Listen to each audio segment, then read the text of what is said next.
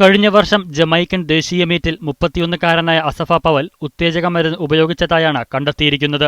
Jamaican ഉത്തേജക വിരുദ്ധ സമിതിയും ലോക ഉത്തേജക വിരുദ്ധ ഏജൻസിയുമാണ് പരിശോധന നടത്തിയത്. നിരോധിത മരുന്നായ ഓക്സിലോഫ്രീൻ ഉപയോഗിച്ചെന്ന പരിശോധനയിൽ വ്യക്തമായതായി അധികൃതർ അറിയിച്ചു.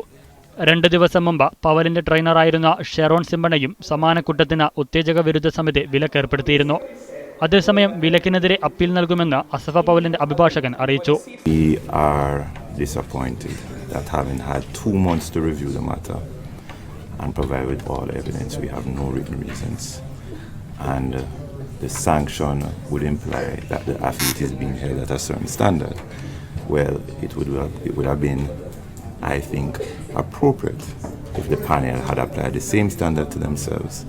വിലക്ക് ഈ വർഷം ഡിസംബർ 20 വരെ തുടരും.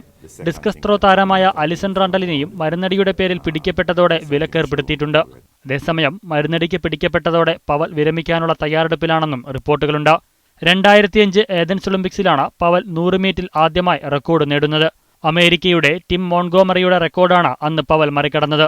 ഒളിമ്പിക്സിലടക്കം 9 സ്വർണ്ണ മെഡലുകളും പവൽ നേടിയിട്ടുണ്ട്. Sports desk, media 1.